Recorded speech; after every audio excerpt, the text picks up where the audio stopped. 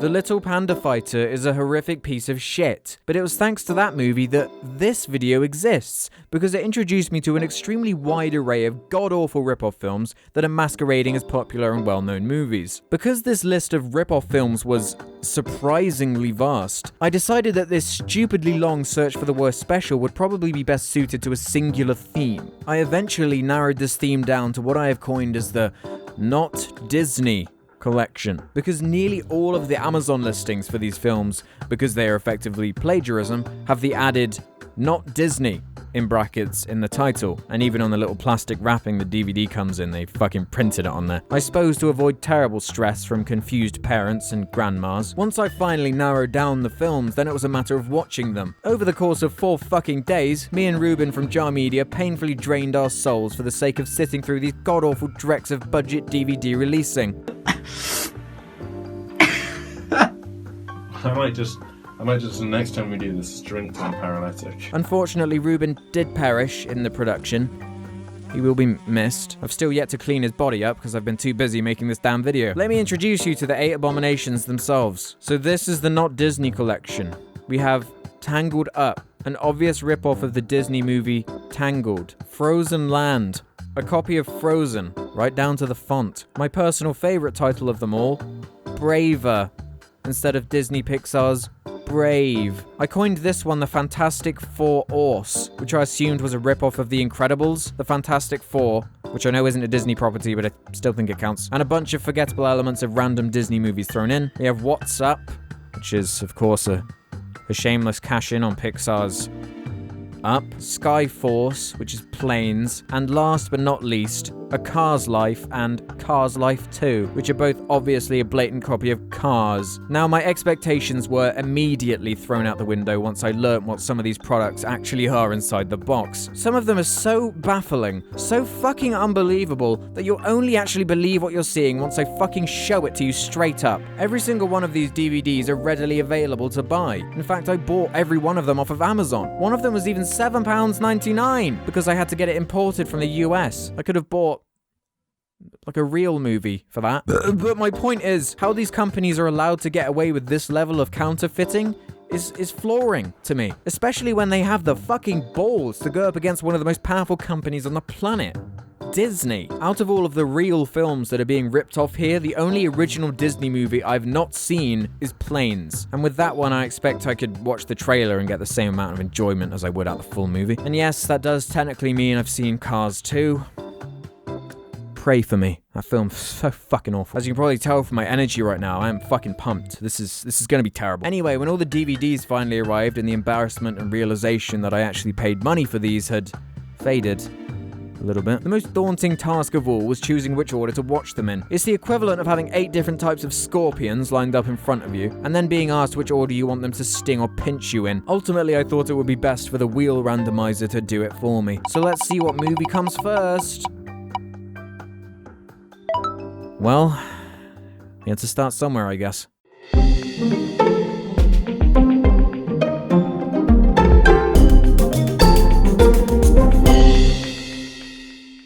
Just from looking at the cover of the DVD, there's something inherently suspicious about Braver. Well, you know, apart from the whole completely ripping off an already established movie and whatnot. The cover is completely bare, and they don't even show a single frame from the movie on the back. And there is a reason for this, don't you fucking worry. With only a 45-minute running time and a 4:3 aspect ratio, along with the vague and generic quote saying, "The bravest princess in all the kingdom." Who are they quoting? When you quote someone, you're supposed to reference who actually said the quote. Otherwise, every DVD cover would just have complete bullshit bridled all over them. They even make the bold claim of exclaiming that this is a film that everyone will love. I'm gonna stop teasing you now and actually show you what this fucking bullshit is. Hi, my name's Dart, and I've got a story for you. Yes! This is the level we're on with these movies. Okay, where to even begin? So first off, it's 2D animation, which Brave obviously isn't. Secondly, I guess it's a Christmas movie. Why the hell not? And thirdly, what the fuck is this? It's Christmas Eve. Everyone's gone home. My confusion was only made more tangible by the cheapness and obvious lack of budget or production. And while Braver is a pretty generic and terrible thing to watch. I couldn't help but think that there was something more nefarious going on behind this. Like, this is not just the straight-up Little Panda Fighter level of parody or rush job for a quick buck. Must I do everything myself? This is something else.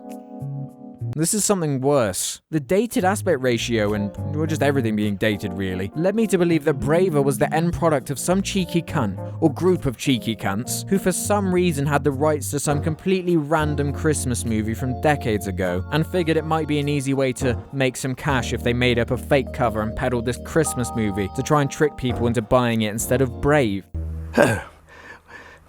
So let me get this straight.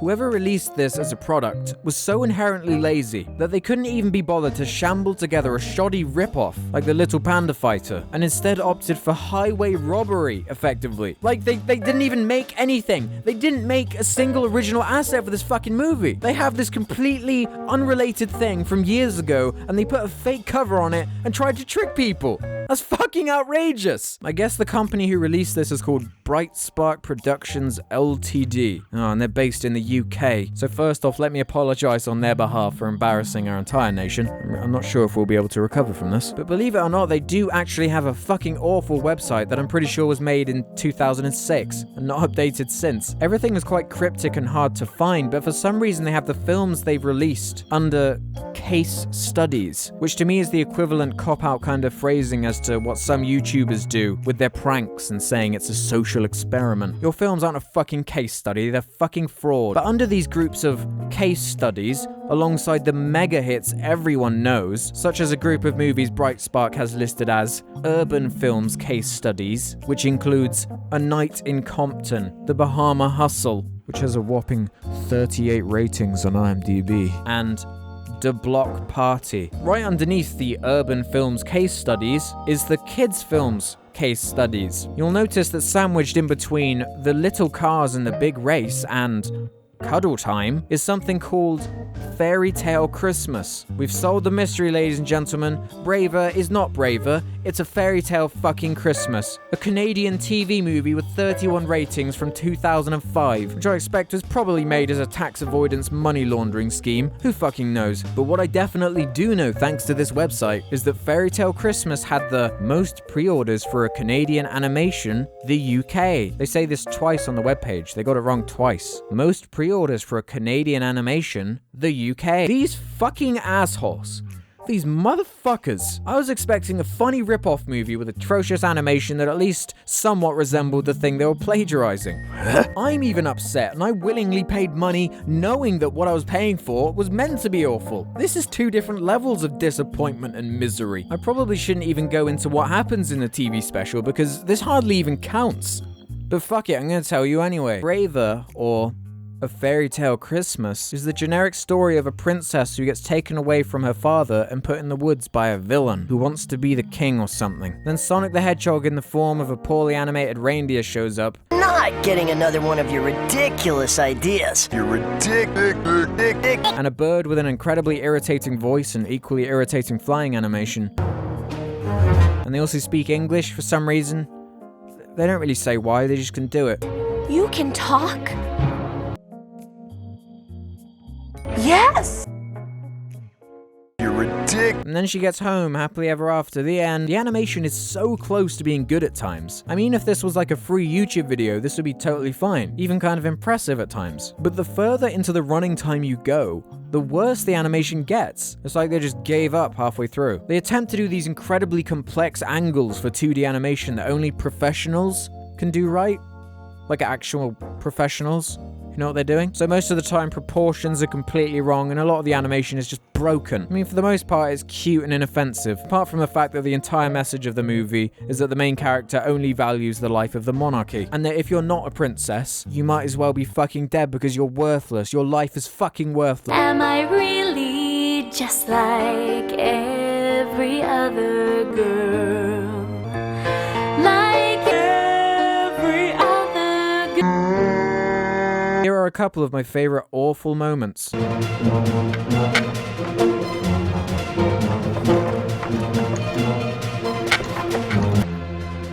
Why does every castle have a secret entrance? I'm not sure. Ah, now look what you made me do. With that piece of shit out of the way, let's move on to the next smelly fecal matter. Take it away, Wheel.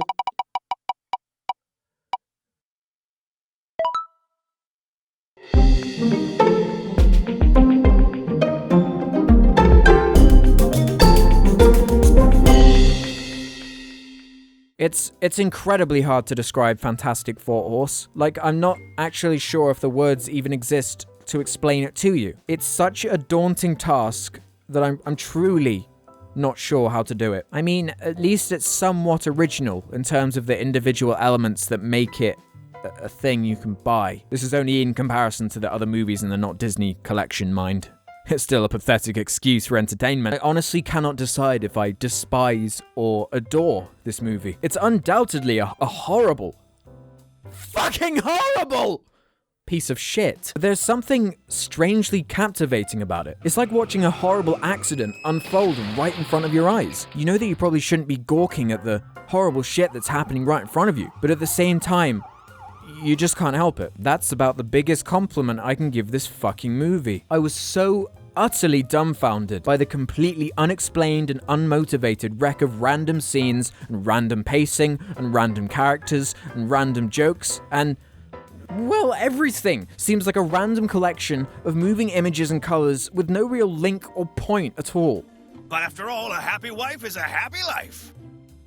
It's like they had 400 different people all make one scene, and these 400 people had no contact with each other whatsoever. So then when they smashed it together in the editing room, it's just completely and utterly incoherent. The ineptitude of this film can be summed up just by showing you the opening scene. There is no thought or care put into slowly introducing you into what the hell is going on. In the very opening shot of the movie, they introduce 5 different characters. Yes, I'm counting the dog. A huge machine that, like, makes everyone fly into the air and into this portal thing. All of this while an annoying kid is explaining what everyone's name is and just shoving a shit ton of exposition right in our face. I know what you're thinking. Some sort of science fiction movie, right? That's me, Peter. Now listen up, because here's the strange part. This is not fiction. It's all real. Like, Jesus Christ, give me a second to process what I'm seeing. This is complete sensory overload. Now just imagine that one scene, but for an hour and 20 minutes. And you've got yourself Fantastic Four Horse. The plot goes as follows. I'm not going to go into immense detail, and you should thank me for it. If you really want to know the details that bad, buy this shit yourself on DVD. I'm sure the production company could really use the pennies to buy sardines so they can not fucking starve to death. After the title card, the obvious villain of the movie is introduced. His running joke is that every time he starts laughing, a bug flies into his mouth and it makes him choke.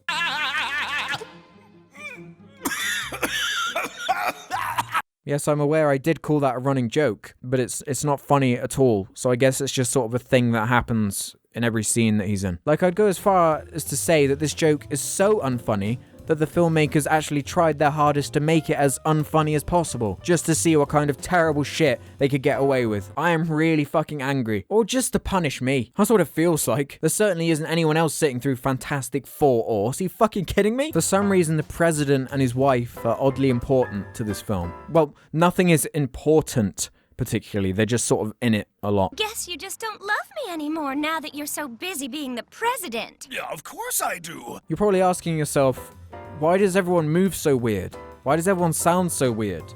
What is happening? Why does it look like they're not actually saying what I'm hearing? Well, that's because this film was originally called The Illusionauts or Los Ilusionatas, which sounds Spanish to me. I'm no expert, but I'm pretty sure that's Spanish. So presumably this film has been dubbed in English. Not that the film even gives you much time to focus on what's being said because the pacing is so. It continues to meander along. There's a bunch of lions chasing a hot air balloon. Then giant octopus.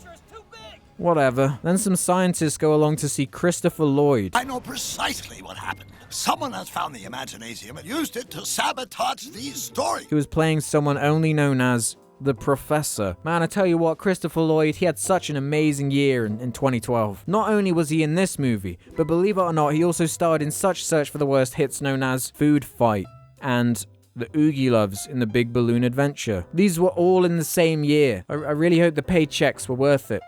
Mr. Lloyd. The film just keeps going on with these aimless scenes until 16 minutes and 10 seconds into the movie where we're finally introduced to our main character, or characters, the 4 kids. The main one is the tubby bookworm nerd who gets bullied. Then there's the fuckboy one who loves video games and is also a nerd. And there's another fat one called Profiterole. He does a lot of farts.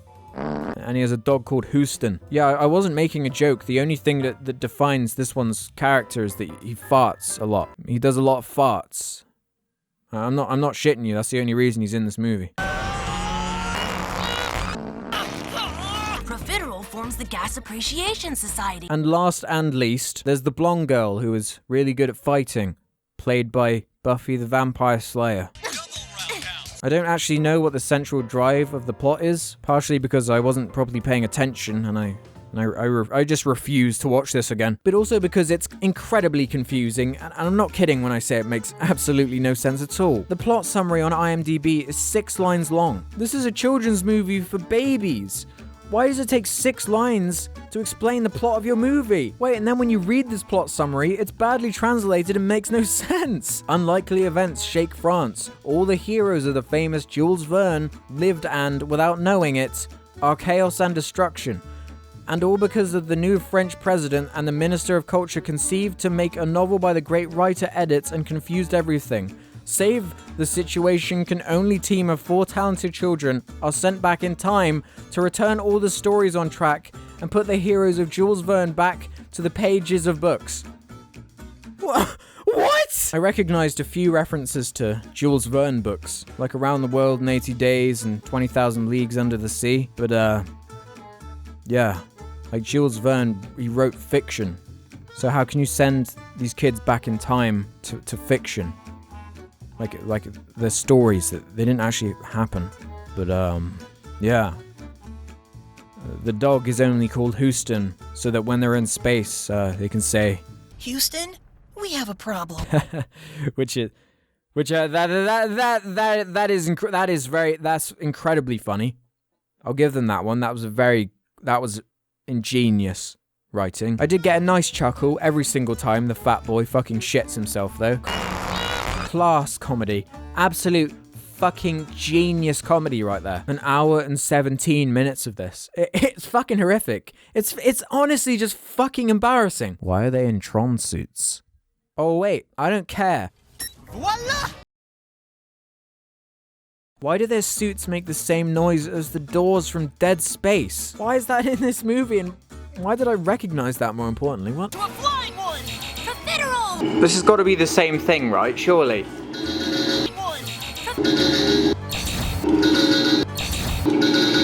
What is happening? What the fuck is happening? I'm kind of done talking about this movie because hurting my head, but at the end the villain reveals that his motivation all along was because he is left-handed and he only trusts left-handed people. And that's why he hates Jules Verne or something. This is a conspiracy. They want to have us disappear. Who do they want to have disappear? The lefties! The lefties? Yes, yes, yes! All of those geniuses! Da Vinci, Napoleon, Chaplin, Beethoven, Seinfeld. All of them left-handed. All. Can you hold for 1 minute? Movie because... Then they save the day in a scene that's nearly identical to The Incredibles. But instead of it being a giant robot, it's a giant octopus. The end. Fantastic Four Horse is one of the most atrocious pieces of media I've ever had the displeasure of seeing. You know, sometimes I will recommend a bad movie on the basis of you might be able to learn something from how bad this is, because there might have been a good idea in here along the line, or a couple things you can appreciate here and there. But I'm not exaggerating when I say that nothing in this film works. It's an absolute unmitigated fucking disaster. Not only is it really fucking weird for a baby movie to rely so heavily on Jules Verne and H.G. Wells references for the fucking plot, but the breakneck, mind-numbing pacing, horrible animation and style, and awful up-close cinematography and constant camera shake make this film feel like it's trying to burst out of the screen and fucking attack you. You're probably waiting for me to say that this is the worst of the 8 films in the Not Disney collection. But get this. Brace yourselves for this. By the end of watching all of these 8 films, this one was actually my favorite. Yes, I'm serious. Fantastic Four Horse was my favorite out of these 8 monstrosities. You should be fucking terrified for what you're about to see. I am not shitting you.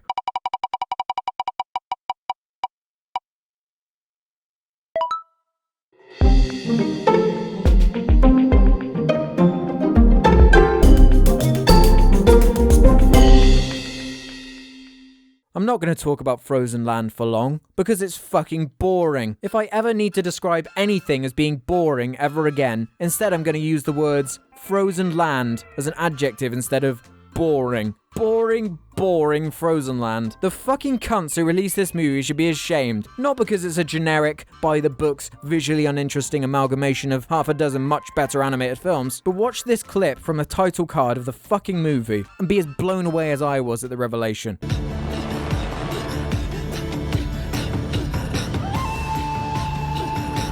Did you catch that? Let me play it again at half the speed. For about 15 frames, you can see what the original title of this movie was. It's a bit dark so you can hardly see, but the original name of this movie is The Legend of Cirilla. 2 more seconds in the editing room would have hidden this error, and I might not figure this out. 2 more fucking seconds!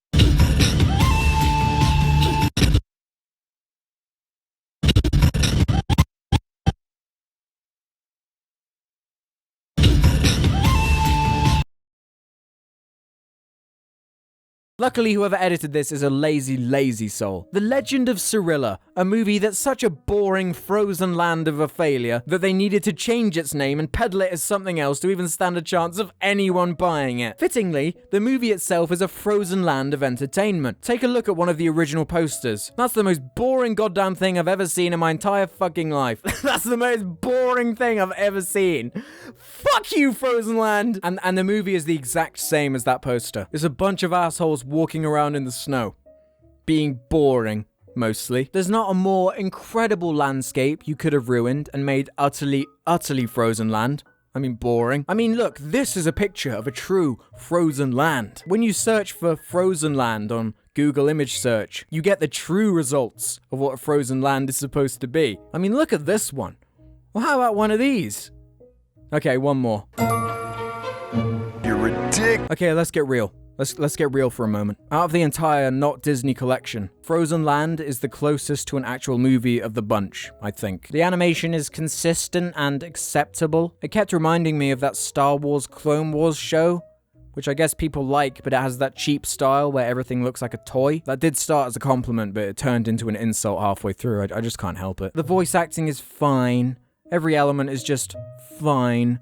It's the most inoffensive, forgettable thing you could ever watch. Problem is, in my opinion, being bored to tears is kind of worse than being baffled to tears. You feel every single second of time scrape past because there is nothing entertaining happening. The movie's structure is even fucking boring. Scene with the village or the villain being a nuisance, then cut to the 3 assholes going to find Cirilla, then cut back to the village. It's putting me to sleep. Trying to describe this to you. I'll describe the story to you in a couple words. Boring. No, okay, seriously. I'm being serious this time. Boring. No, but like, it is really fucking boring though. All of the animals are gone, and this group of people are starving to death because they don't have any animals to eat.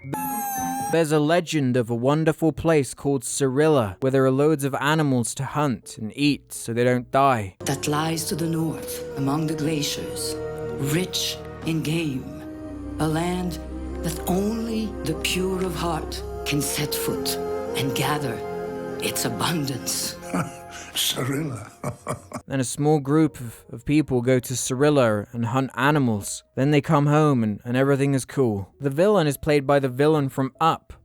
He's got a pretty good voice. I no longer need your protection. That is the only positive I can think of for this movie. Weirdly enough, I noticed that a bunch of story beats and elements seem to be nearly directly ripped off from a couple of 2D DreamWorks animated movies that were also commercial failures. You know what they say? When in doubt, and you have absolutely no ideas of your own whatsoever, copy El Dorado and Sinbad, Legend of the Seven Seas, and I'm sure your movie will make all the money. I'm sure that'll turn out great for your movie. Now, I actually quite like El Dorado and Sinbad. They're pretty charming in a lot of ways, and they're actually entertaining. More entertaining than Frozen Land, that's for sure. Here are the weirdly similar story elements. A villain who knows a bunch of magic for no reason. A god-type character who communicates with another character underwater. An arranged marriage subplot. A fucking annoying shithead animal. Combine those two movies, then add a bit of Ice Age and Brother Bear, and kaboom, you've got the deformed creature known as Frozen Land.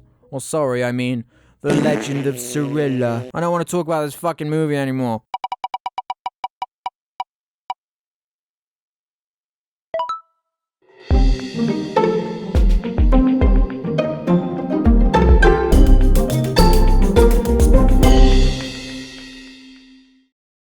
Uncle's transmission antenna.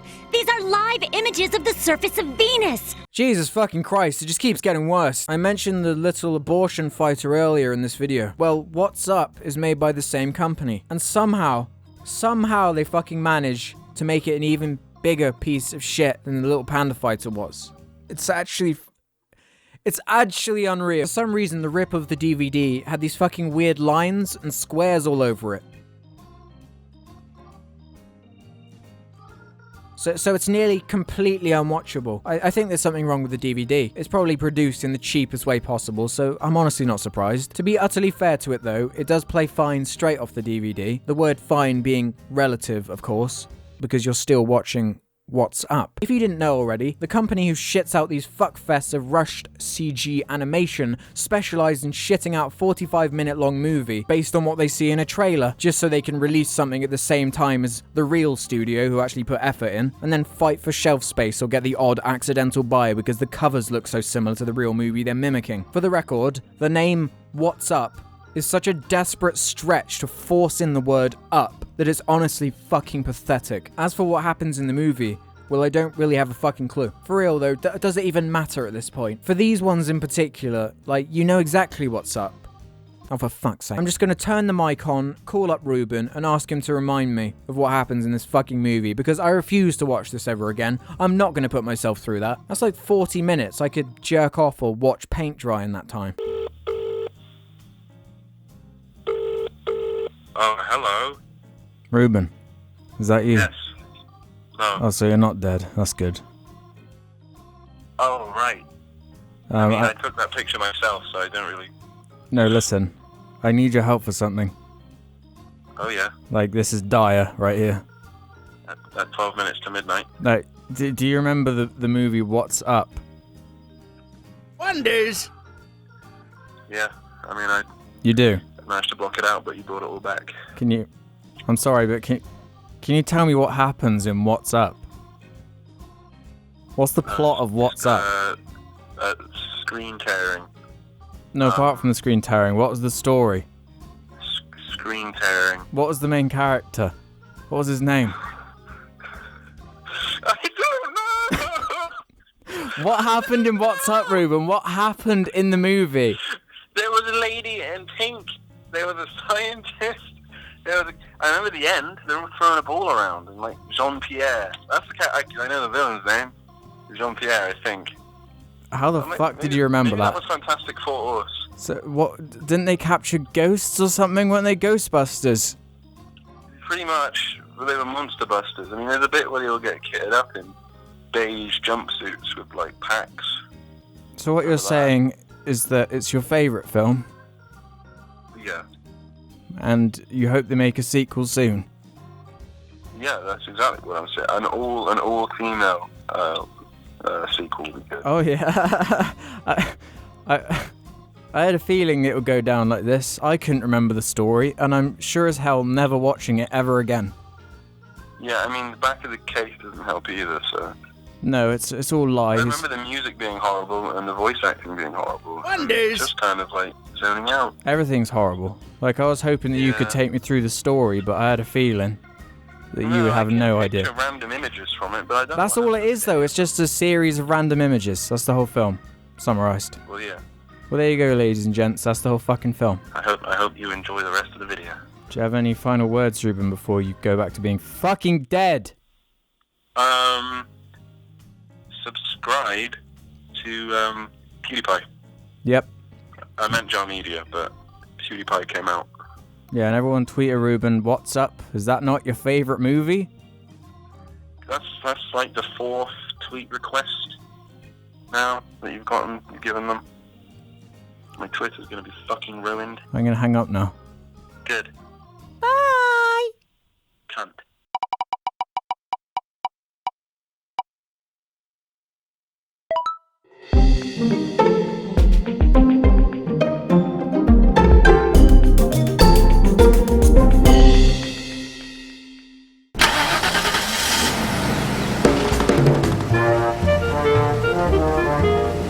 A Car's life is my religion. I very firmly believe that this is what you see before you die. Where to begin with this atrocity? Never before have I seen ineptitude on this level. Oh, wait.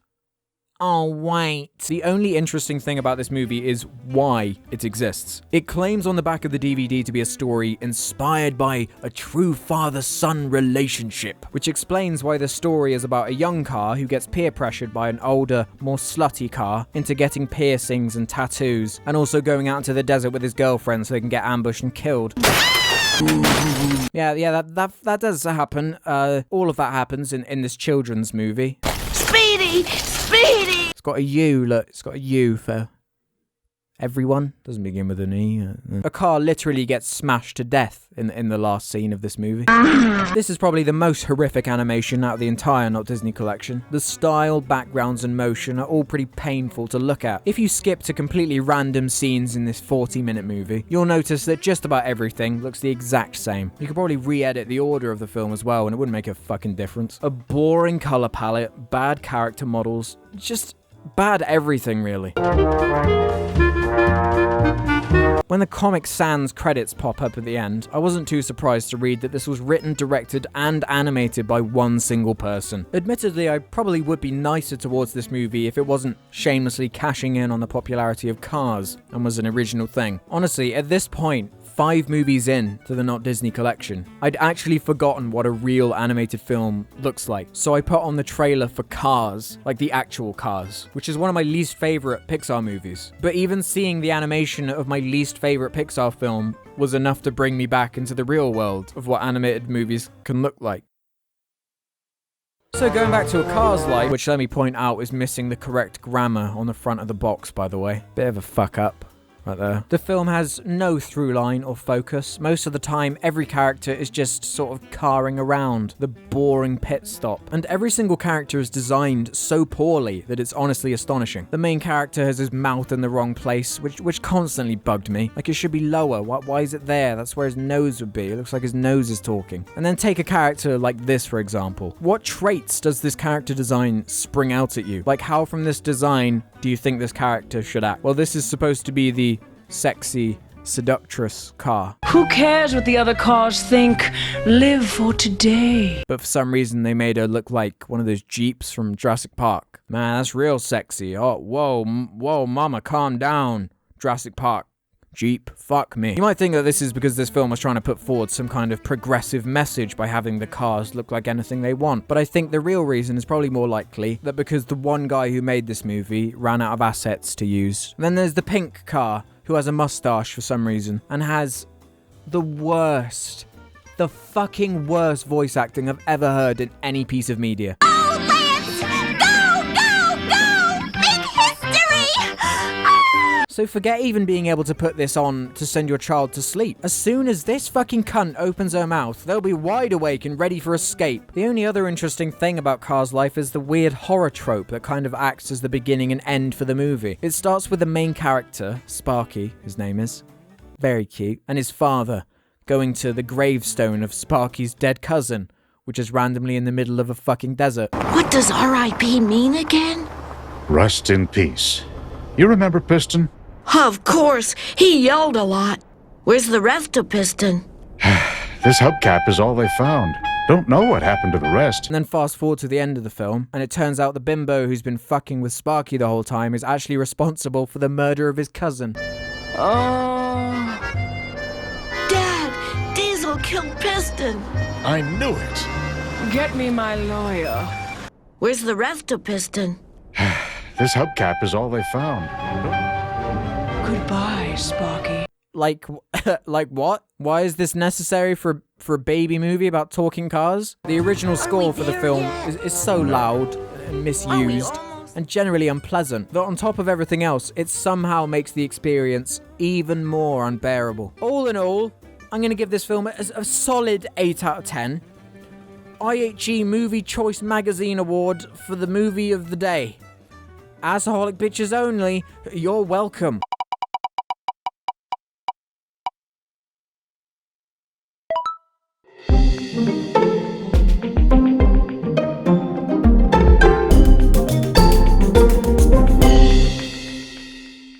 Cars Life 2 improves on every aspect the first movie failed to do, but that's like having a normal shit instead of diarrhea.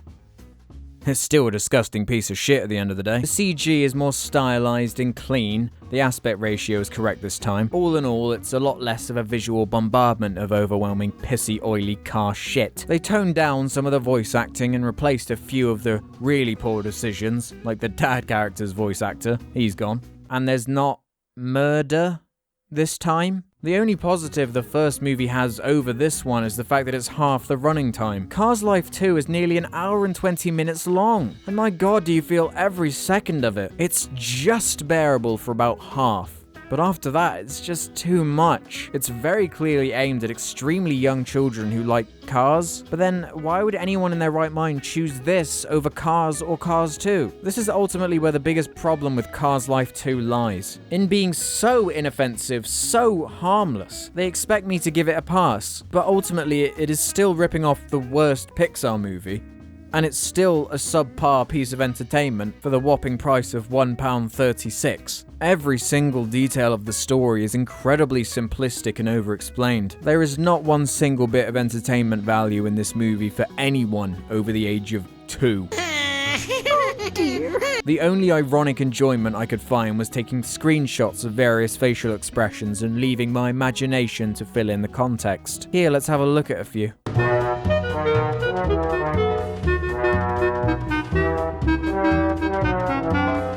Cars Life 2 is still a fuck you. Make me some gasoline, baby. But there's absolutely nothing to say about it, nothing interesting at least. The story is nearly identical to the first iteration. It even ends on the same joke as the first movie.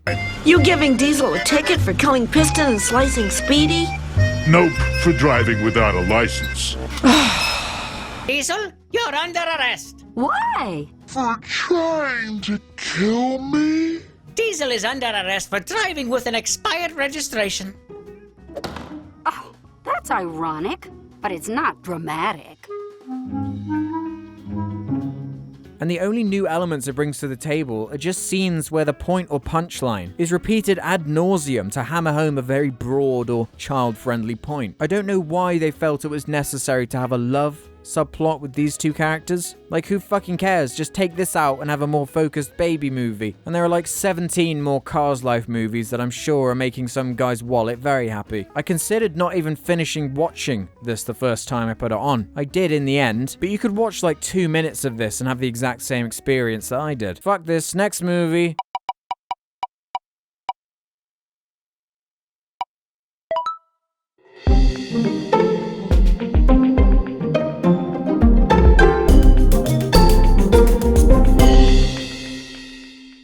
Skyforce comes dangerously close to being competent. Anthroplanes. Notice I did say close, though. It is still a terrific failure. Out of all of these movies, it's certainly the most visually exciting. Some of the fake CG camera work is not even that bad at times. Anthroplanes. But much like Cars Life 2, there simply isn't enough material to keep it interesting. Also, this is literally the Anthroplane movie. The story is about a plane called Ace, who's the cocky member of a group of an elite emergency rescue team called Skyforce. The opening scene is very over the top and admittedly kind of exciting. It's quite refreshing actually after all this shit we've just seen. It's quite an elaborate action scene for a movie like this, and it goes on for a full 5 minutes. And then after that action scene is over, it immediately transitions into another one, where this time Ace's cockiness results in the death, yes, the death. We will make it! Did he? No. He was too badly damaged. Of one of the other Skyforce members, which results in him leaving the Force. The Skyforce. I'm not sure why these rip-off Cars movies are so obsessed with death. But it makes for some pretty hilarious and ridiculous stuff for a kid's movie about anthroplanes. What about when he comes back as a fucking ghost? Look, it's Mufasa. Hey, plane ghost Mufasa. Anthroplane. As the film goes on, you begin to notice that the reason that everything is so ridiculous and over the top is because this is a dubbed Chinese movie. I'm not saying Chinese movies are all over the top, I simply wouldn't know. But the over-exaggerated movement and confusing delivery of some of the lines... I can't think about that right now. I promised the boss I would get us back on track, so we better hurry so we don't miss the next run. Back in line for some more fun. Fred, behind you!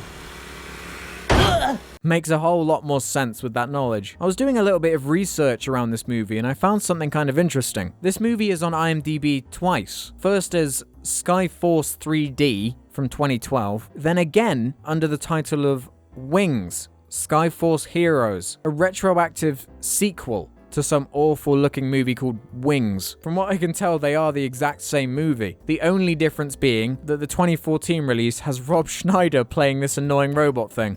Rob Schneider. So you definitely know which version to pick up if you're interested. Rob Schneider. Rob Schneider. Unfortunately, poor old Ace feels a whole lot of guilt for his partner dying, horribly, burning to death, being crushed, probably too. Horrible death. So he leaves the Skyforce. I think the first order of business is finding a new job. What? And as soon as he leaves the Skyforce, that's when the movie gets a whole lot more Frozen Land. I mean boring. I mean Frozen Land. The big chunk of the movie is dedicated to various montages of Ace going through a bunch of different occupations trying to find a place to fit in. He eventually winds up settling in some kind of weird mining facility, run by a comically exaggerated villain character who wears a top hat and only cares about money. Oh, original. How original. Ace and his irritating floating eyebrows fall out with Rob Schneider in a fucking hilarious melodramatic scene which is shot like a serious drama, but it's with an anthroplane and Rob Schneider. Sorry, I mean a robot man. Wait. Yeah, Rob Schneider. No, Ace, I want to talk now. I don't want to do this anymore. I don't know about you, but I feel like these robot people are kind of a cop-out. At least in the Cars universe, they're consistent. Like everything is a vehicle. Like a vehicle that actually exists in real life. Like whatever Rob Schneider is, that's not a thing that exists. That's just a robot man whose only purpose is to climb inside Ace's asshole, and I guess he like controls him from the inside or some shit. It's never really explained. One of the generic worker planes gets into an accident and then Ace saves the goddamn day, motherfucker, because he's a hero. He's a Skyforce. Then to celebrate, everyone goes to a fair and they all dance to the Numa Numa song. You know, Maya He, Maya Who. You know, the shit that was popular in, what, 2005? 6. My theory on why this just horrific scene is in the movie is because I bet they thought this is what would appeal to European audiences. Of course they were wrong. Horribly wrong. Or maybe they're just out of touch. I don't know. Either way, it's fucking just, oh god, it's bad. The climax of the movie takes place at the mining facility in the heart of a storm, where shit all goes wrong. Then the Skyforce shows up and save the day with the help of Ace and everyone along the way. And wowee, look, in the end, Ace is back with Skyforce. Isn't that grand? What a lovely ending. Now, as a rip-off or a spin-off of Cars, this isn't really the worst thing I've ever seen. It definitely outstays its welcome and is horribly out of touch at points, but this is definitely one of the better pieces of shit in the Not Disney collection. I'm so tired. Let's do the final film now.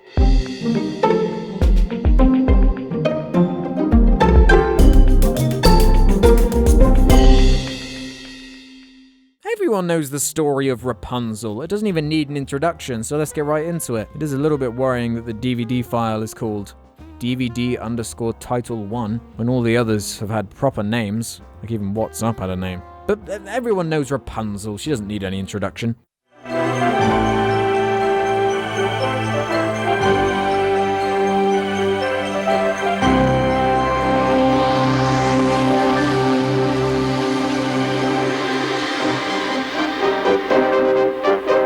Hey, this intro is kind of cool. What's this all about?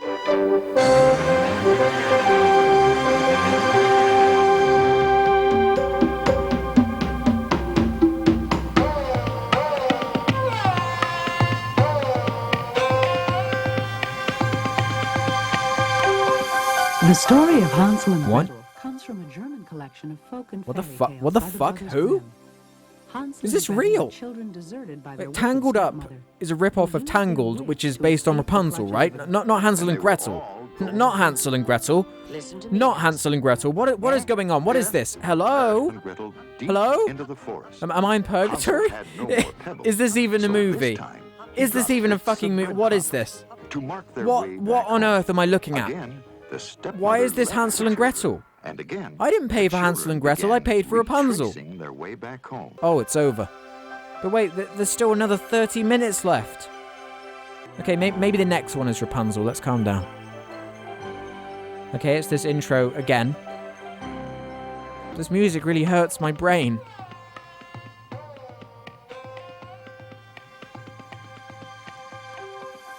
What? What? The woodcutter's wealthy sister. What kind of fairy tale is this? Who made this Rapunzel DVD? I want my money back. She was a monster. Okay, there's a cat lady and a man who shouts at his wife. Go back to bed. You were only dreaming. No, it's true. You must get up. Silence. Go to sleep. And he was never heard from again. And then he gets eaten. Oh, I guess that's the end. And now we're on to Pedro and the monster. What? Huh? Okay, so that one's over. There's that fucking music again. It's starting to grind my gears now. Are you for real? Are you for real?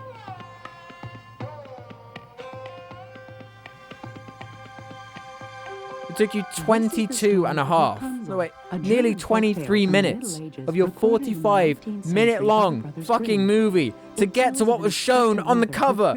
The first line of the DVD is, "Tangled Up is the fabulous fairy tale of Rapunzel." You lied to me, Spider-Man. You betrayed my trust. How dare you, Bright Spark? How fucking dare you? I thought you were kind of funny before, but now, you're my fucking mortal enemy now. Fuck you, Bright Spark. Fuck you for repurposing random animated TV features from the 90s and selling them as Disney movie rip-offs. You should be ashamed. You should be fucking ashamed. You'll be hearing from my lawyer team about this. Okay, so we might as well finish this. Fuck it. To be perfectly fair, the Rapunzel short is the best one on this compilation of random 90s animations. Where the fuck do they even find these? I mean, really. I guess that has cute animation and a nice style. That is all. The penultimate story is the beloved fairy tale of Fenchelchen. Fenchelchen. Fenchelchen. Fenchelchen. You know, the one where the witch turns into fennel. You know, fennel. You ever tried fennel? I'm running out of amusement words, you know, at this point. Why have you forsaken me on this day? I feel like this is the tape they watch in The Ring, but in real life. Last up is The Princess in the Tower. I originally fell asleep at this point, so I have no idea what happens. It has fucking horrific animation, and someone talks to a bird. One day he happened to be talking to an eagle. You see, he knew how to speak the language of birds. You're ridiculous. I guess that's all for that one. Oh, they just had to throw in that fucking music there one more time. Tangled Up isn't a movie. It's a collection of educational fairy tale animations produced in 1991. I have nothing else to add to this except a big fuck you to Bright Spark for having this be purchasable off Amazon. Like, I can't believe I'm saying this, but I have more respect for Video Brinquedo than I do for you fuckers.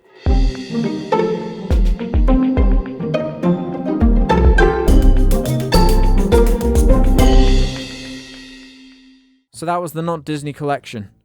What a fucking horrific bunch of movies. I hope we've all learned something very important today, folks. That plagiarism and shameless copying is never the way. And most importantly, do you want to know what I've learned? Want to know what I've learned? It's to never do another 8-film search for the worst. I mean, one film is bad enough on its own. What was I fucking thinking? If I had to order these films from my favorite to my least favorite, it would go as follows. My favorite is Fantastic Four, followed by Skyforce, Cars Life 2, Frozen Land, A Car's Life, What's Up, Braver, and finally Tangled Up. I would recommend none of these movies. I'm going to be greeted by these films at the gates of hell. If you like this video enough, maybe eventually I'll do one on rip-off DreamWorks movies, if enough exist. I know there's one on B-movie. People like B-movie, right?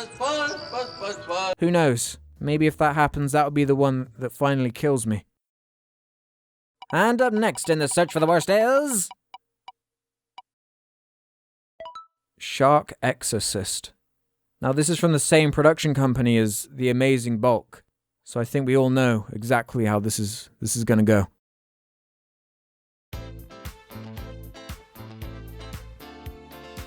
It's finally done. All of that time patiently waiting for a new video, and here it fucking is. This is literally months of work poured into one video. I hope it pays off. It's just like all these little details that you wouldn't even think of that made this take such a fucking long time. But anyway, I hope you enjoyed it. Despite how fucking bad these films are, I think it made for an entertaining search for the worst special. I'm thinking about doing one of these specials like once every 6 months or something. We'll see what the reception is to this one. Like, if you like this video, please give it a share or post it somewhere. I don't know. I'm so tired. Just help me. And as always, thanks for watching. All comments and ratings are very much appreciated. Make sure you check out the huge trying to watch for this episode, which has me and Ruben's genuine first reaction to all of these movies. I'll see you next time. Bye.